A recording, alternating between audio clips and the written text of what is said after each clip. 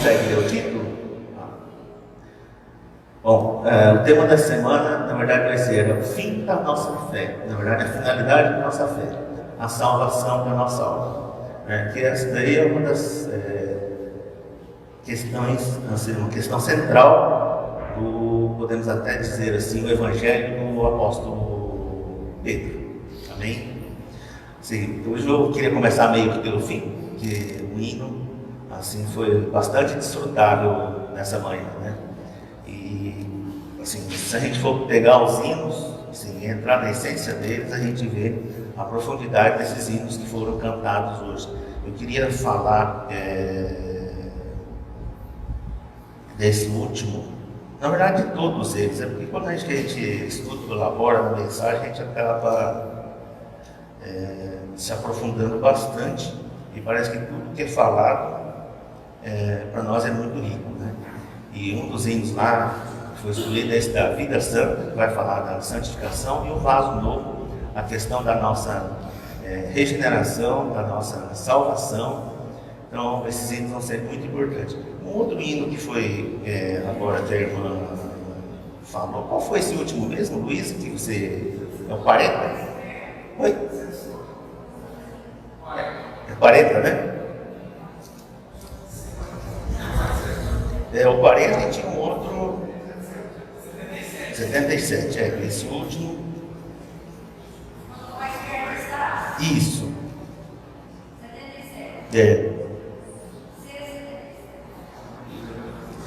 Achei interessante, estava até comentando com a Juliana aqui, que fala de fé e esperança. Né? E o coração assim, central dos escritos do apóstolo Pedro, da primeira e segunda carta, especialmente na primeira carta, a questão é fé e esperança. Muitos autores falam que o escrito do apóstolo Pedro, na verdade, seria o evangelho da esperança. Cada um dos evangelhos tratou de um tema, e com o apóstolo Pedro foi a questão da esperança. Antes de eu entrar na mensagem, não sei nem se eu vou embolar pouca mensagem aqui, mas meu sentimento é de que fé e esperança. O apóstolo Pedro, ele vivenciou, assim, foi, acho que o apóstolo que mais acompanhou o Senhor, embora todos os 12 acompanhassem, ele viveu plenamente, né, a companhia que ele desfrutou do Senhor, tanto no aspecto ruim da parte dele, né, na parte boa, também da parte dele, como o Senhor não tem parte ruim, mas ele aprendeu demais, né, na companhia do Senhor. Então eu acho que isso é algo sinalizador e um norte muito importante para cada um de nós.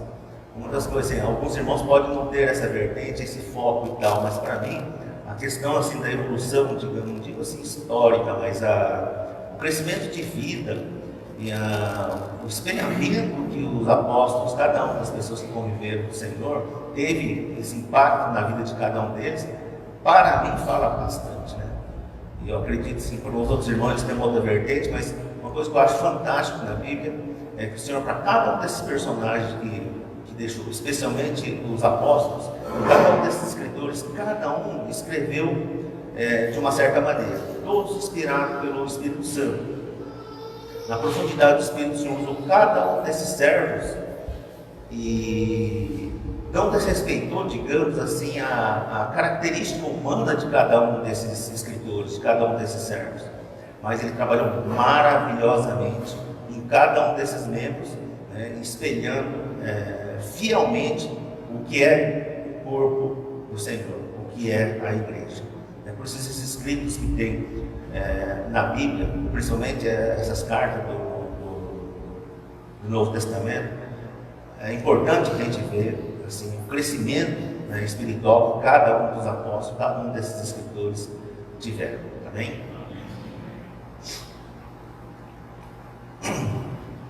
Esse hino aqui, o 677, fala assim: mesmo que falte fé, esperança até, eu ouço a tua voz, confia em mim e vê, tudo irei provar, basta apenas crer.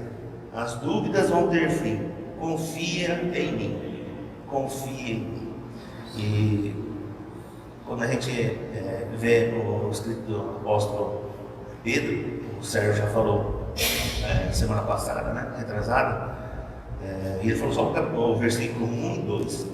Mas a gente vendo lá para frente, a gente vê que o apóstolo Paulo vai tratar e qual foi o fundamento, assim, muitos fundamentos assim, da realidade que ele vivia naquela perseguição e sofrimento pelas quais os cristãos jovens, né, os recém-convertidos, passavam. E essa questão de confiar no Senhor e não perder a fé e a esperança foi fundamental para esses jovens cristãos. Daí porque o apóstolo Pedro, né, inspirado pelo Senhor, passou, na verdade, essa palavra para eles. E não é diferente para nós. Hoje, qualquer de manhã, ele passou ali uma figura de uma irmã lá na Bangladesh, acho que na Índia, ali do lado, onde é país muçulmano, tem muita perseguição. Talvez aqui a gente não sofra perseguição tão forte, talvez uma questão mais interna e tal. Lá é mais ou menos parecido com o que era da época do apóstolo Paulo, do Pedro, Paulo e tal, né? Então, é importante a gente, nós encorajarmos essas pessoas também que passam hoje por esse sofrimento, por essa perseguição. Bom, fazendo uma apanhada geral, do que o Sérgio tinha falado, né, que ele já tinha falado Pedro, que significa rocha, ele também era chamado de Simão, né, Cefas, em aramaico, ele era um pescador galileu, né, ele era lá da cidade de Betsaida, historicamente irmão de André. Eles dois foram chamados juntos pelo Senhor. E esse livro foi escrito quase que unanimemente, concordemente, os autores, os escritores cristãos falam que foi Pedro, salvo algumas restrições que alguns falam. E foi escrito, na verdade, o secretário lá foi o Silvano, que eram Silas da segunda viagem. E o Sérgio já tinha falado, foi escrito num grego fantástico, diz que o grego mais moderno e bem escrito da Bíblia, que era também daquela época, mas muito bem escrito.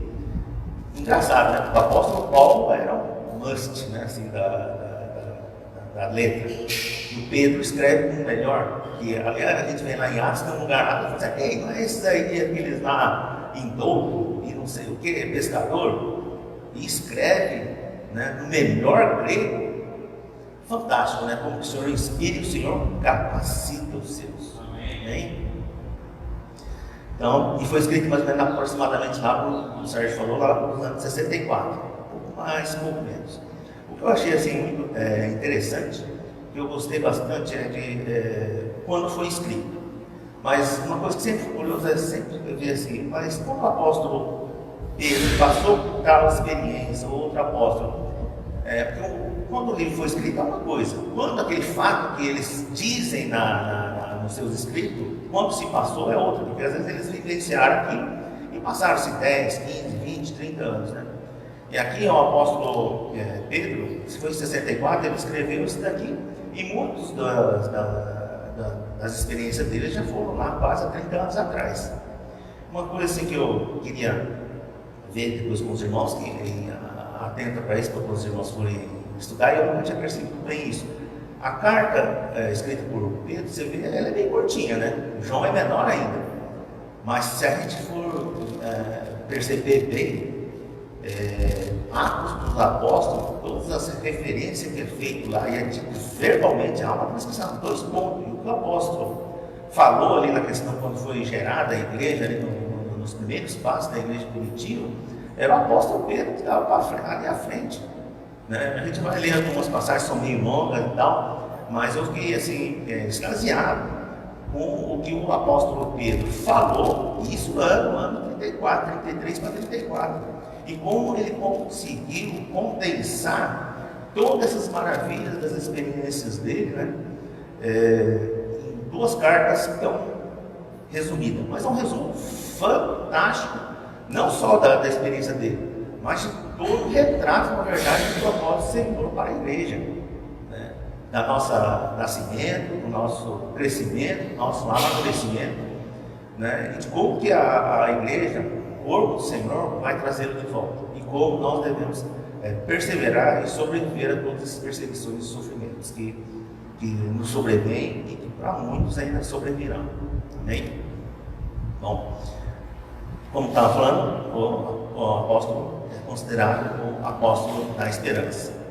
Vamos falando do retrato por essa questão dos cristãos estarem passando por sofrimento, né? E ele dá essa palavra de encorajamento para os irmãos.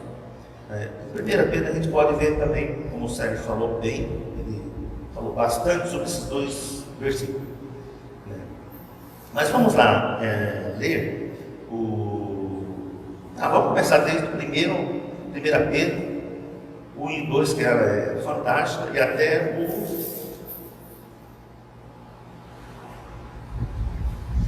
vamos ver até o 21. Apesar de do 21, do 13 para frente, Zé, você estava me perguntando semana passada, né? Para onde que seria? Eu falei, 2 com certeza você pode pegar, mas você pode pegar, eu acho que do 13 para frente, tá? Eu acho que não vai dar para falar mais do que até aquele ponto. Vamos lá ver então, 1 Pedro, de 1 a 21. Isso. Pedro, apóstolo de Jesus Cristo, aos eleitos que são forasteiros da dispersão, do povo pela raça, Capadócia, Ásia e Bitínia, eleitos segundo a presciência de Deus Pai, em santificação do Espírito, para a obediência e aspersão do sangue de Jesus Cristo, graça e paz vos sejam multiplicadas. Bendito ó Deus e Pai de nosso Senhor Jesus Cristo, que segundo a sua muita misericórdia nos regenerou para uma viva esperança, mediante a ressurreição de Jesus Cristo dentre os mortos, para uma herança incorruptível, sem mácula e imarcessível, reservada nos céus para vós outros, que sois guardados pelo poder de Deus, mediante a fé, para a salvação preparada para revelar-se no mundo. Isso faz, embora no presente, por breve tempo, se necessário, sejais conquistados por várias provações, para que mantenham no final o valor da vossa fé, muito mais preciosa do que o ouro merecido, mesmo apurado no fogo, que glória e honra na revelação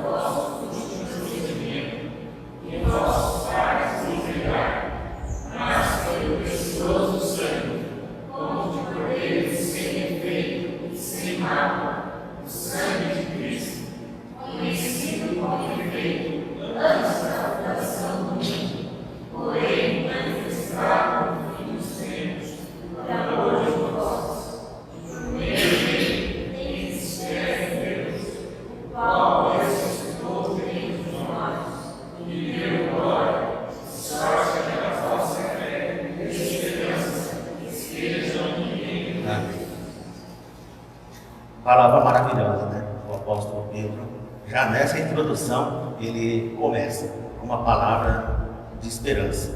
Depois ele vem falando aí das questões mais práticas digamos, do caráter do comportamento cristão. Mas veja que é encorajadora a palavra que o apóstolo Pedro trazer para nós, né? Para aqueles cristãos, para nós também. Não muda. O apóstolo Paulo também escrevia muitas vezes dessa maneira, ou ele começava, via de regra, ele falava também, sempre uma palavra de encorajamento, depois as questões práticas. Mas o apóstolo Pedro aqui, por exemplo, só nesse versículo 1 e 2 que o Sérgio já fez a introdução ao epístola de Pedro, ele teve com profundidade, primeiramente, para essa questão, né, Sérgio? A questão do Deus triuno ali, né? No versículo 2, ali, quando ele fala do Pai, né?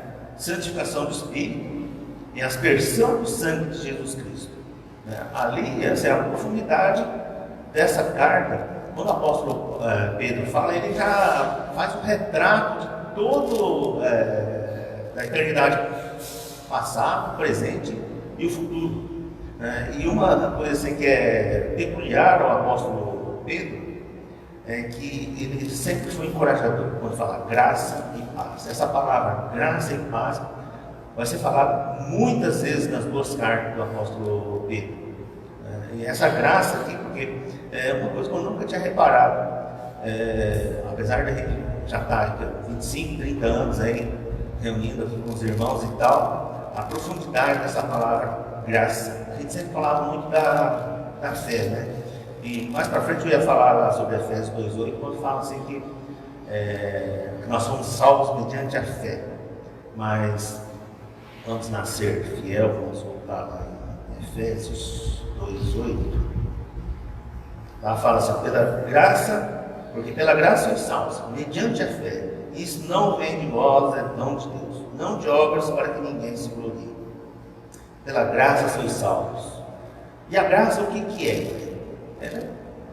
Essencialmente, Deus.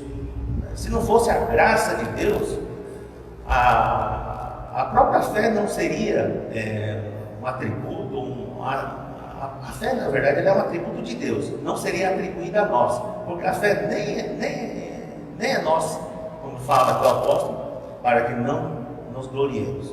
Então, se não existisse a graça de Deus preexistente até mesmo nessa questão da fé, nós não seríamos salvos. Ele fala graça e paz. E fantástico que ele fala então, sejam multiplicadas. Precisava falar isso, graça e paz. A gente já vê que tudo que vem de Deus é infinito, mas o apóstolo Pedro, ele, digamos que faz do que já é superlativo, ele fala do superlativo ainda, aumenta mais ainda, ele multiplica, não dobra, não soma, ele multiplica o que já é infinito.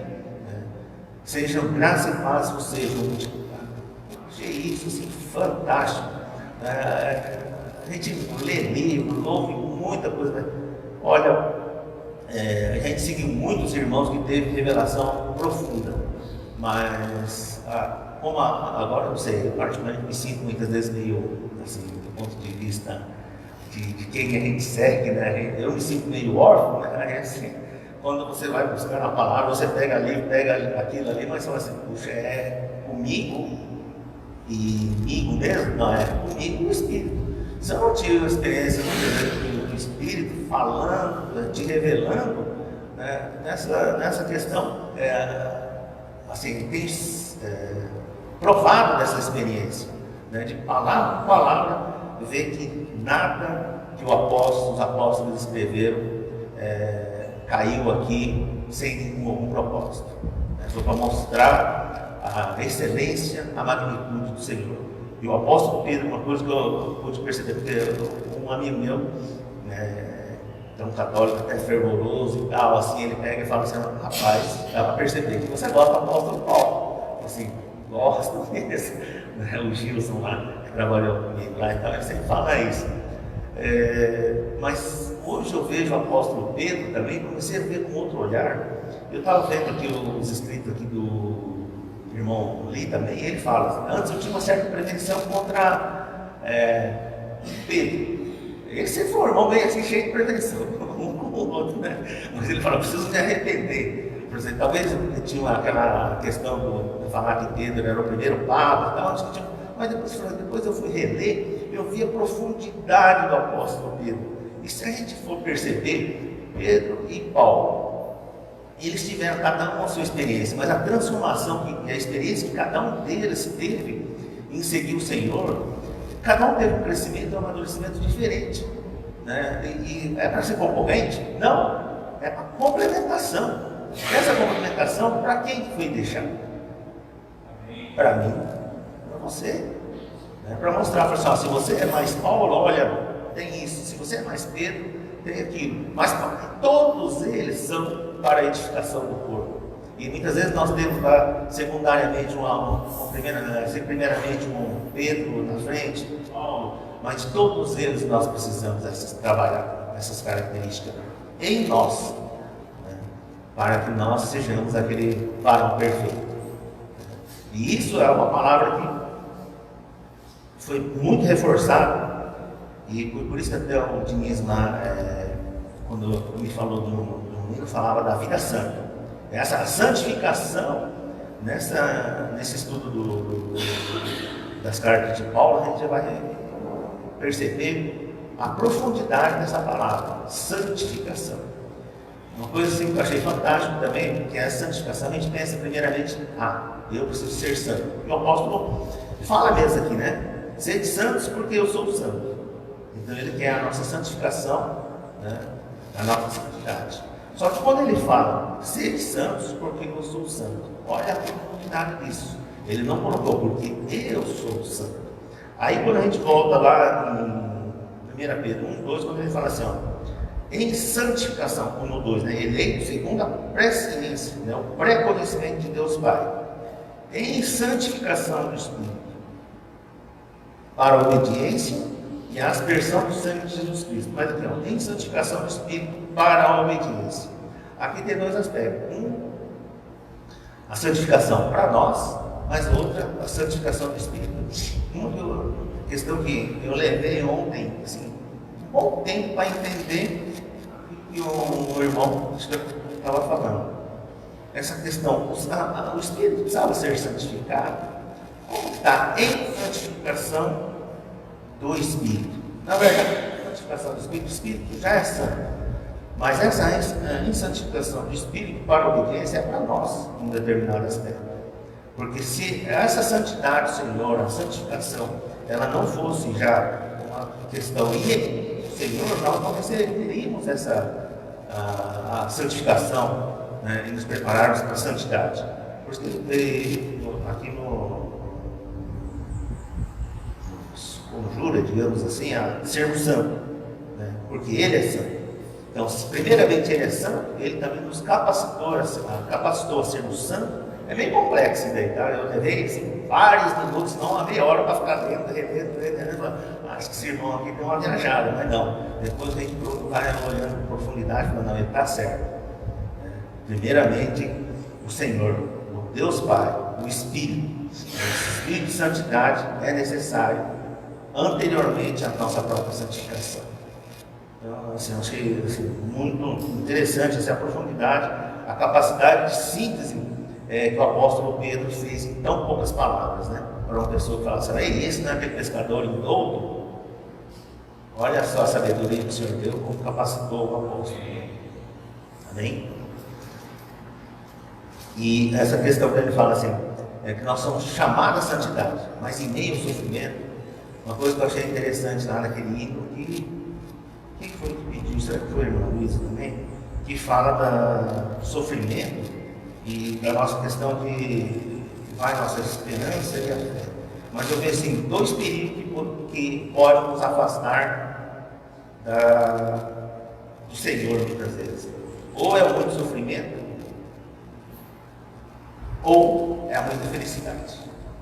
Por incrível que pareça, talvez o sofrimento, talvez a gente a se aproximar do Senhor. A felicidade, e a gente precisa ser nas duas formas de estarmos próximos do Senhor. Eu sempre lembro do irmão Odair, que ele falava assim, olha, eu sei porque o Senhor não me dá dinheiro, se ele me deixar rico, Ele sabe que eu vou fugir dele. Eu falo, você não deixa sempre na draga. Eu lembro que ele falou isso para mim, há uns 20, 25 anos atrás.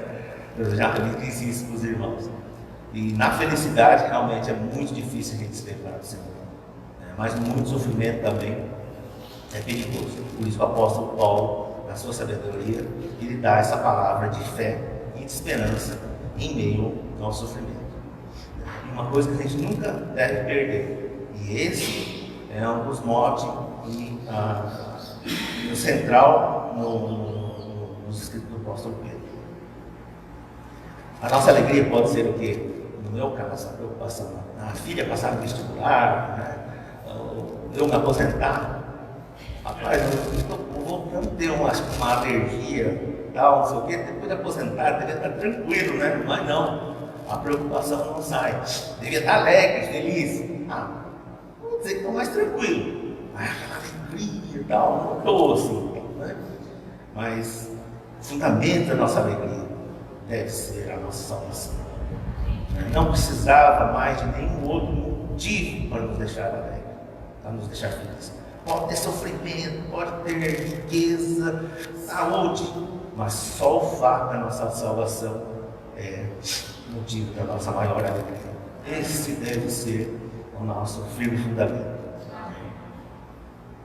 Estava lembrando também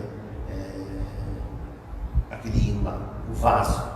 Eu até estava conversando com o Diniz ontem, não, tem um negócio de vaso, aí a Diné falou assim, eu prefiro ser o vaso antes de ser o barro. E é verdade, porque o vaso, uma vez quebrado, você só moendo todo aquele escape para tornar uma lama novamente, para poder moldá-lo. E cá entre nós, não sei se você experimentou fazer isso, mas eu já não fui, quando era criança, eu já fiz coisa parecida, mas não foi com um fim tão novo como fazer um vaso, mas era para fazer bolinha de barro de estilingue. Quando você pega um barro lá e você faz a primeira vez e queima, beleza, vai legal. Mas tenta moer aquele treco de novo e tal, tenta fazer, não fica igual, ele não dá aquela liga novamente. Por isso nós temos que ser assim nas mãos do Senhor. Um barro novo, e enquanto nós estamos ainda cheios do Espírito, que é essa água viva, estamos dispostos a ser moldados pelo Senhor. A alegria ou o sofrimento. Enquanto está lá como barro, o oleiro pode moldar. Depois de quebrado, trincado, é muito mais difícil. Vão ficar marcas. Né? Por isso que eu até estava vendo falar assim, há uma nova vida, um novo vaso. É verdade, faz um vaso novo, para que Cristo, depois crescendo em nós, seja o maior expoente, né? Seja aquele que é visto dentro de nós. Não o vaso, tem que ser um vaso bom. Isso é caráter, é santidade, e nós estamos nesse processo de santificação. É isso que o apóstolo Paulo, Tiago, né, esses últimos que a gente tem visto, tem falado, nos encorajado, nos exortado a essa santificação, nesse processo. E como diz, nós estamos nessa construção, ou nesse amoldamento aí de sermos um vaso precioso e importante para o Senhor. Até essa palavra assim, é um vaso novo e a regeneração. Eu fiquei pensando assim, até a regeneração, desculpa, né, tá na palavra, mas se a regeneração, se a gente for ver um camaleão, nem é uma coisa muito boa, né? Porque regenera, mas nasce mais do mesmo. Para nós teria que ser quase uma nova vida, um novo Gênesis, né? Quando nós recebemos o Senhor, nós não é vamos melhorar aquela nossa vida, não uma reforma. É uma nova vida mesmo. Aquela vida do Zoé, né? Incriada. É essa que nós vamos receber do Senhor. Como o apóstolo Pedro fala mais, essa vidinha aí que vocês aí receberam dos seus pais aí, você vai continuar nessa mesma? Por mais que meu pai é uma pessoa que eu admire, mas essa vidinha que meu pai me deu, né? Toda aquela cultura que ele também, nesse aspecto, era tipo um Pedrão, ele era bem grão, semi-analfabeto também e tal, mas ele era um cara bem certinho e tal, mas aí era uma vida, que ele fala, fútil, né? Ainda é fútil, né? O irmão fala até o seguinte, o irmão vem e fala assim, quando eu estava lá e via a cultura chineses, meio confusinho, eu via que eles eram melhores do que nós, num determinado aspecto, a filosofia. Num determinado, mas essa vida nova do Senhor é algo fantástico. E é essa vida que o apóstolo Pedro aqui ele tem falado, né, para cada um de nós. E ele sintetizou toda essa vida nesses primeiros versículos de Pedro. E a gente vê que essa foi a vida que ele viveu. Vamos lá, é meio longo, já se passaram quase metade, mas vamos lá ver Atos 2, 14. Eu gostaria até de ler até o 47, mas vamos ver até só o 16. Como que Atos 2, 14 para frente, até o 16. Atos 2. Isso.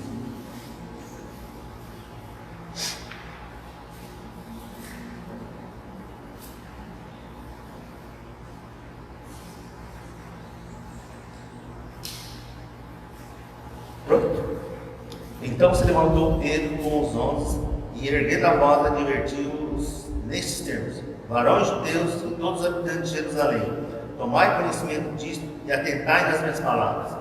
Estes homens não estão embriagados como vem dispensando, sendo esta a terceira hora do dia. Mas o que ocorre é o que foi dito por intermédio do profeta Joel. E a gente sabe daí que, quando ele fala, acontecerá nos últimos dias. Veja que essa foi a preleção que o apóstolo fez naquela oportunidade. Quando se converteram lá, se não me engano, foram 5.000 irmãos. E esse foi o ano 33, 34, logo depois da crucificação do Senhor. Veja como o Espírito já falava forte com o apóstolo Pedro. Essa é uma das construções que eu tinha falado anteriormente, como o apóstolo foi amadurecendo. E isso não isentou ele de vez em quando dar umas deslizadas, porque aqui veja que os cristãos eram somente judeus. Lá perto de 49, 50 lá também, veja, depois de quase 15 anos, o apóstolo Pedro ainda era bem judaizante. Então a vida dele foi uma vida de construção. O apóstolo Paulo também, a gente vê que foi uma vida construída, né? E mais lá para frente, 42. E perseveravam, era a vida dos que se convertiam naquela época. E perseveravam na doutrina dos apóstolos e na comunhão, no partir do pão e das orações. E em cada alma havia temor. E muitos prodígios e sinais eram feitos por intermédio dos apóstolos. Todos creram, estavam juntos e tinham tudo em comum. Vendiam suas propriedades e bens, distribuindo o produto entre todos à medida que alguém tinha necessidade. Diariamente perseveravam unânimes no templo, partiam o pão de casa em casa, tomavam as suas refeições com alegria e singeleza de coração, louvando a Deus, contando com a simpatia de todo o povo. Enquanto isso, acrescentava-lhe o Senhor, dia a dia, os que iam sendo salvos. E aqui o escritor fala o seguinte: sabe por que os cristãos naquela época eram perseguidos? E aqui eram judeus, né? Cristãos judeus. Eles eram perseguidos por duas formas, um por ser judeu e outro por ser cristão. E o judeu cristão, duas vezes, né? Era perseguido pelos outros que não criam e pelos próprios judeus também. E eles eram perseguidos por serem boas pessoas. Olha só o retrato que fala aqui no final, né? De 42 a 47. Por isso eles eram perseguidos. E o apóstolo Pedro, o apóstolo Paulo também fala: a gente faz o bem, é perseguido, mas ele dá uma palavra de encorajamento, de esperança. Hoje, para nós, muitas vezes, da mesma forma. Muitas vezes a gente quer fazer isso, fazer aquilo, bem e tal. A gente vê nesse aspecto da Igreja Católica sempre tem esse lado de querer fazer as coisas boas. Mesmo assim, muitas vezes eles são bastante perseguidos. Então, a questão do mundo, o mundo vai contra mesmo os cristãos. Não tem outro script. O script continua o mesmo, perseguição. E olha só como o apóstolo Pedro, já naquela época, Atos 3, de 12 até o 26. Eu estou dizendo isso daqui para, na verdade, ver como o apóstolo Pedro já falou, e tem muitas outras passagens que ele já pregava. E isso daqui ele condensou ainda nos primeiros versículos de Pedro, de 1 Pedro, ele, na verdade, sintetizou, meio que foi de trás para frente, né? Aquilo que ele deveria ter falado naquela época, ele falou no comecinho, 30 anos depois, né? Falar, pegando-se ele a Pedro e a João. Veja que naquela época o Pedro é o que encabeçava, né? Depois a gente vê que João foi meio que reservado lá ao final, para aquele palavra, um escrito tão doce também, de coragem, de encorajamento que o apóstolo João dá. Mas aqui vê o apóstolo Pedro, apegando-se ele a Pedro e a João, todo o povo correu atônito para junto deles no pórtico chamado Salomão. À vista isso aqui é depois do milagre que ele fez. À vista disso, Pedro se dirigiu ao povo dizendo: Israelitas, por que vos maravilhais disso? Ou por que fitais os olhos em nós como se fosse nosso próprio poder ou piedade o tivéssemos feito andar? O Deus de Abraão, de Isaac e de Jacó, o Deus de nossos pais, glorificou a seu servo Jesus, a quem vós traíste e negastes perante Pilatos, quando este havia decidido soltá-lo. Vós, porém, negaste o santo e o justo, e pediste que vos concedesse um homicida, desarte e mataste o autor da vida, a quem Deus ressuscitou dentre os mortos, do que nós somos testemunhas. Pela fé em o nome de Jesus. O nome de Jesus é que esse mesmo nome fortaleceu este nome que agora vedes e reconheceis. Sim, a fé que vem por meio de Jesus deu a este saúde perfeita na presença de todos vós. E agora, irmãos, eu sei que o fizeste por ignorância, como também as vossas autoridades. Veja que nesses últimos 5 versículos, 13 e 16, o apóstolo Pedro, na verdade, aqui ele falou de uma forma mais coloquial, mas justamente o que está no versículo 2, que ele fala da Trindade. Ele fala assim, atribuiu toda essa capacidade desse coxo, desse manco andar, à Trindade, né? Aqui ele fala de uma forma assim, muito mais aprofundada, né, no versículo 2. Aqui no 18, mas Deus assim cumpriu que dantes anunciara por boca de todos os profetas que seu Cristo havia de padecer. Arrependei-vos, pois, e convertei-vos para serem cancelados os vossos pecados, a fim de que na presença do Senhor venha um tempo de refrigério, e que envie ele o Cristo, que já vos foi designado, Jesus, o qual é necessário que o céu receba até os tempos da restauração de todas as coisas, de que Deus falou por boca dos seus santos profetas desde a antiguidade. E assim, vamos lá. Disse na verdade Moisés: o Senhor Deus vos suscitará dentre vossos irmãos um profeta semelhante a mim. A ele ouvireis e tudo quanto vos disser. Acontecerá que toda alma que não ouvir a esse profeta será exterminada do meio do povo. E todos os profetas, a começar com Samuel, assim como todos quantos depois falaram, também anunciaram esses dias. Vós sois os filhos dos profetas e da aliança que Deus estabeleceu com vossos pais, sendo Abraão. Na tua descendência serão abençoadas todas as nações da terra. Tendo Deus ressuscitado seu servo, enviou primeiramente a vós outro para vos abençoar, no sentido de cada um se aparte das suas perversidades. Senhor Jesus. Aqui a gente vê no determinado aspecto, até essa questão que eu criticava muito os apóstolos para primeiramente ter levado essas palavras só para os judeus. Mas num determinado aspecto, nesse falar de Pedro aqui, nesse trecho de Atos, a gente vê que isso até isso foi soberania do Senhor, né? Para que os apóstolos ficassem muitas vezes lá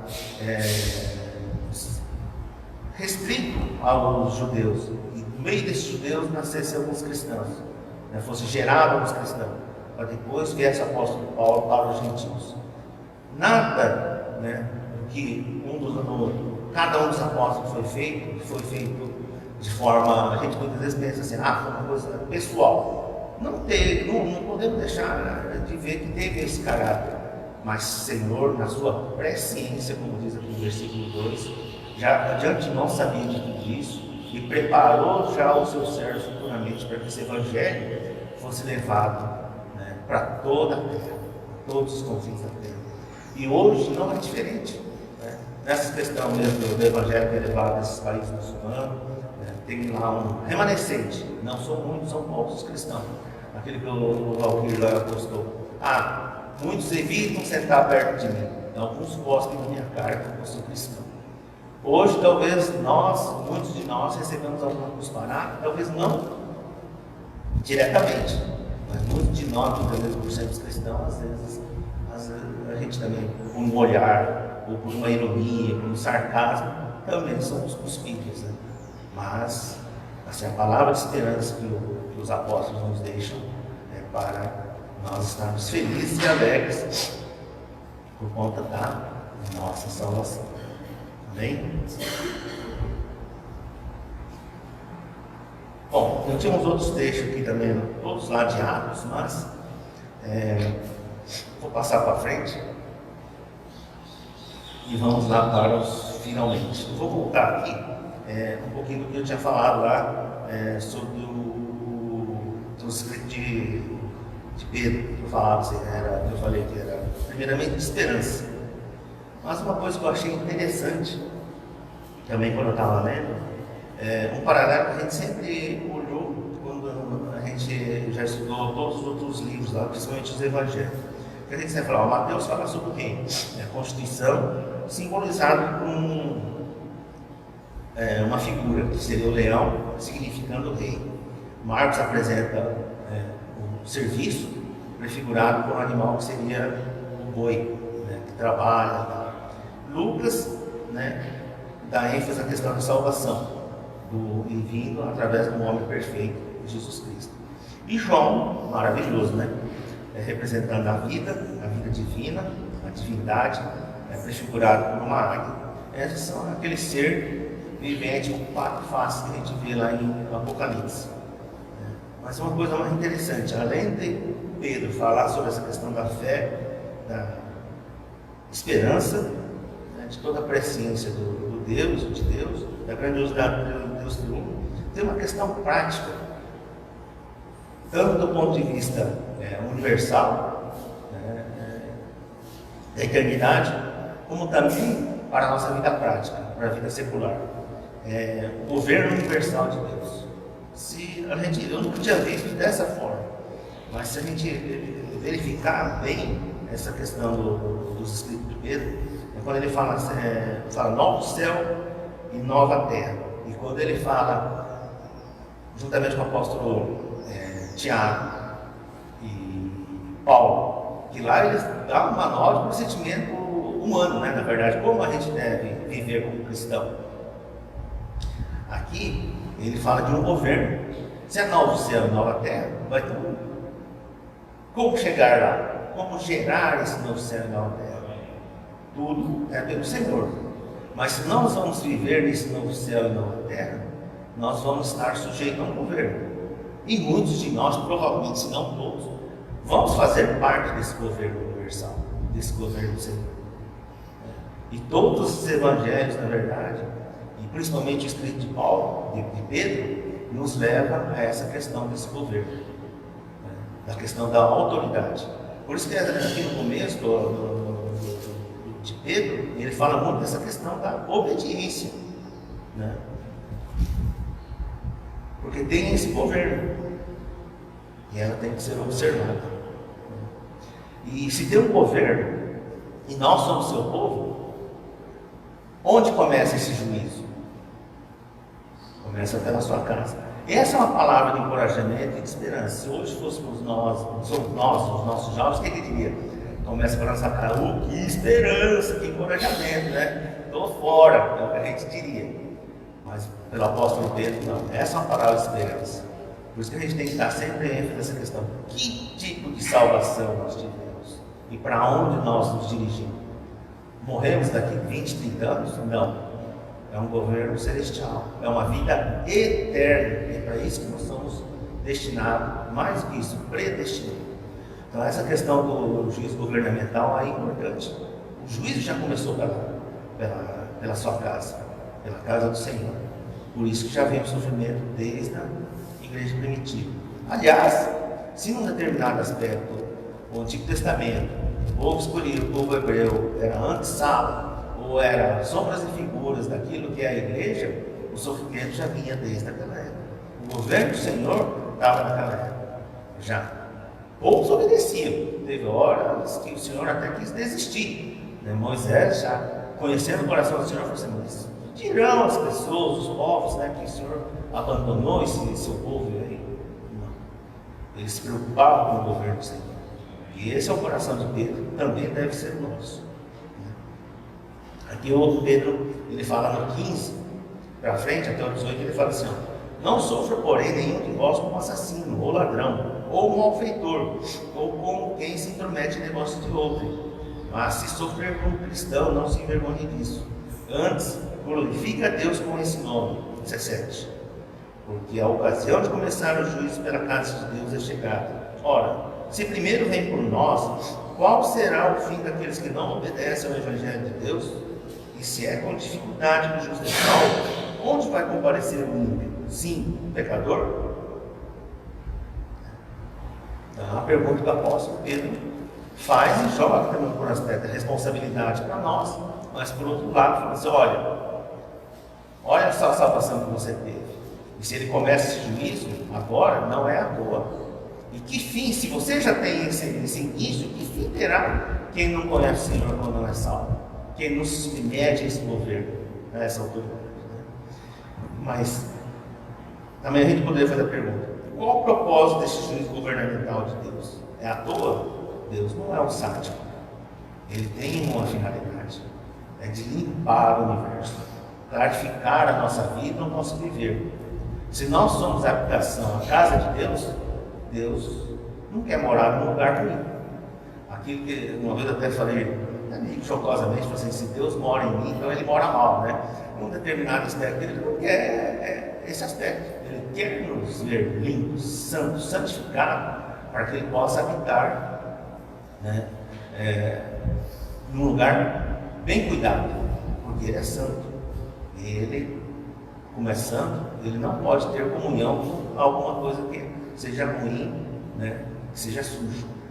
Não basta estar limpo, tem que estar puro. Amém?